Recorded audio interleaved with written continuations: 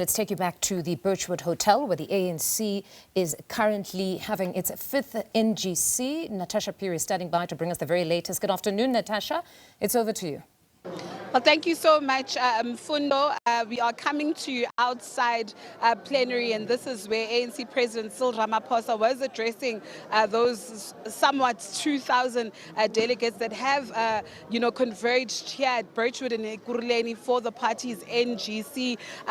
He took the party through in his address a number of salient points, but some that stand out is the issue where he says, Mfundo, that unless the ANC succeeds in renewing itself, it will perish. Unless the ANC also succeeds in getting rid of demons of factionalism, as they say, then it will perish. But just to unpack a number of issues through the president's speech, I'm joined by Professor Teffo, who will just speak to us. Thank you so much for joining us on SABC News once again. You heard what the president had to say, and I think this is also a topical issue when the organization, the ANC, speaks about renewal. If this is not a wake-up call for them, then the ANC might actually perish.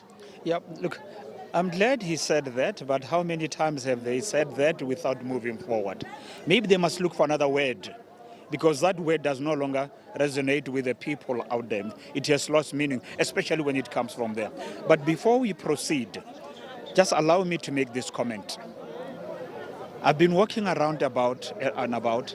I sat down inside and outside, and then where there are groups, I just try to eavesdrop and have a sense, who are these people?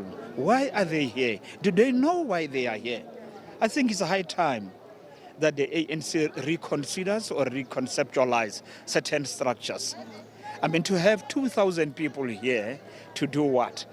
If they are saying today they cannot change policy because it was taken 2-3 years ago, it's a midterm review, but if you review and you cannot change, so what's the point, all right?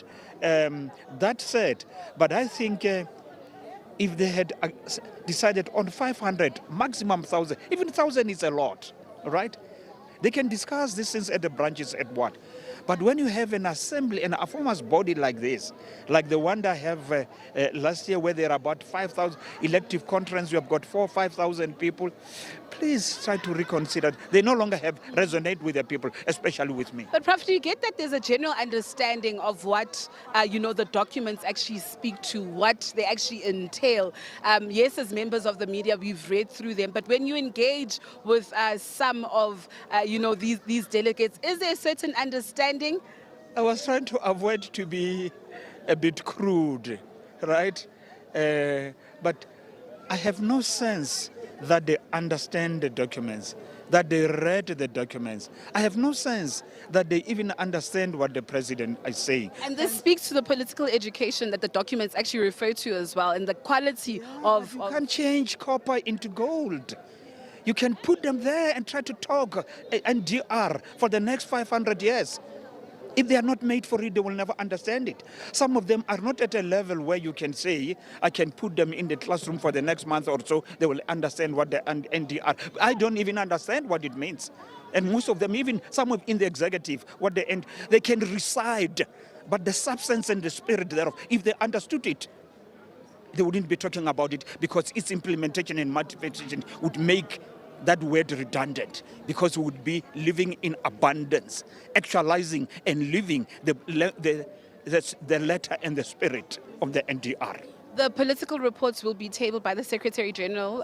There's also going to be the financial report, and afterwards, these delegates will be breaking into those various commissions. When you look at the state of the party, we can't preempt what the Secretary General is going to say, and it's probably going to be a closed commission, but what do you perhaps think that his main salient points are going to be? Yes, there's the electoral setback, the electoral woes that they suffered from the polls last year, but what other issues, apart from factionalism, infighting in the party? I think you are a little unfair to me and to yourself, because you already know what he's going to say. And I like the bravado that he often has. He's going to use that colorful language. Hey, you can see now. That is the language I expect from him. But is that frankness that will help? Just to acknowledge, they know what the problems are. And never ever think people who speak without wearing the colors of your organization are your enemies, right? They are all there to help and to assist build the country as patriots, right? Listen to what the people are saying on the ground. They are saying there are too many people who come into the country illegally. Listen to what Groenewald is saying, the Minister of Constitutional Affairs. He's saying, hey, I've got too many foreign criminals in the correctional services, and I want to deport them. 27,000 prisoners who are foreigners. And then how much does he spend on them? 500 rand a day, that's what he spends. But for the local people, you give them 350 per month. A criminal, 500 rand per day. Come on, let's think about and talk about these things. Prof, we'll pick up with this conversation a bit later on. Right now, let's just go into plenary, Mfundo, and of course, we will be bringing you the latest in regards to the ANC's NGC. To come and tap wisdom from these noble gatherings. Comrade Chair, I'm therefore accompanied by an esteemed member of parliament, who is also the deployee of the working class, the National Union of Namibian Workers, NUNW, in the name of Justine Jonas. She's there.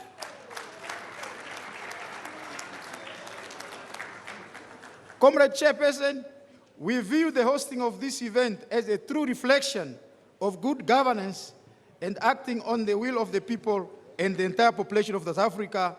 This event, under the theme, the renewal to make ANC effective instrument of the people to achieve vision of the Freedom Charter, and people shall govern, and the people shall share the country's wealth, speaks a lot.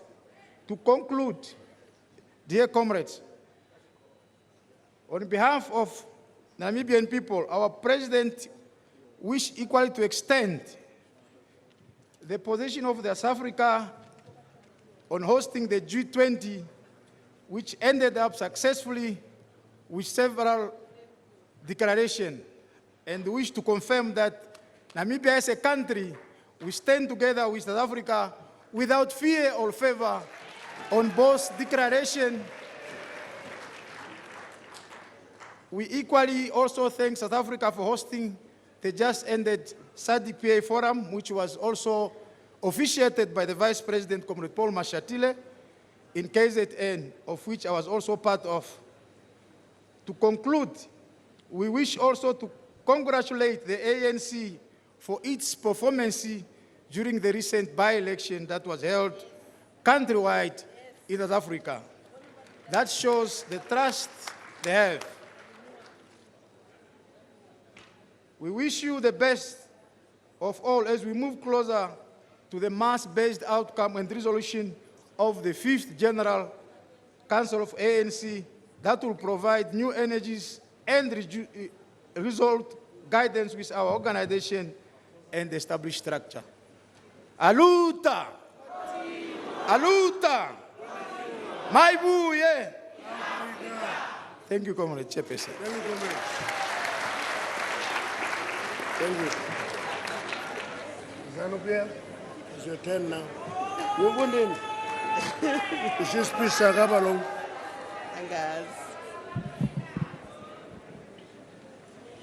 Long live President Cyril Ramaphosa, long live! Long live President Iti Mnangagwa, long live! Viva ANC, viva! Viva ZANU-PF, viva! Phansi ngabasizondayo.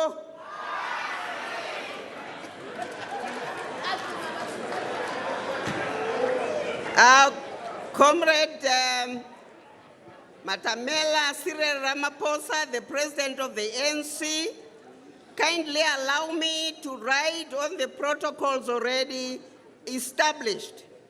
Your Excellency, President Ramaphosa, I come to you carrying special revolutionary greetings from your brother, your comrade in arms, and your lifelong ally, His Excellency, the President of the Republic of Zimbabwe, and the First Secretary of ZANU-PF, Comrade Idi Mnangagwa, uthi ninjani?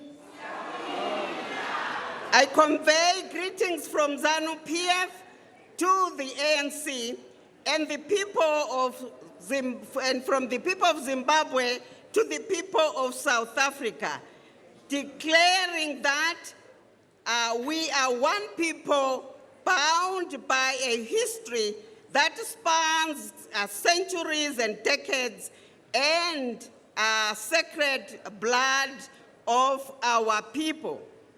Comrades and friends, my delegation and I are most grateful, Your Excellency, for the hospitality we have received from the people of South Africa.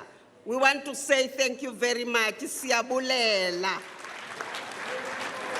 This reflects our profound and unbreakable relationship between ZANU-PF and ANC. Ours is not an ordinary relationship. It is bound by the trenches where Zimbabweans and South Africans fought side by side, shedding blood for the liberation of our people. That history is sacred. That solidarity is unshakable. We are one people. We share one vision, economical and political prosperity of our nations. Freedom Charter, though born in South Africa. All right, live visuals there from the main plenary at the Birchwood Hotel, where the ANC is hosting its 5th National General Council. Messages of support being delivered there. But earlier on, when we quickly were taken into plenary, Namibia's SWAPO representative also speaking of their long-standing relationship with the African National Congress as a liberation party in Namibia, and of course stating that at least on their part, they wish the African National Congress that moment of reflection and for them to craft the way forward. And there, as on your screen, you're seeing Zimbabwe's ZANU-PF representative, also another liberation movement that enjoys a great relationship with the African National Congress. The NGC continues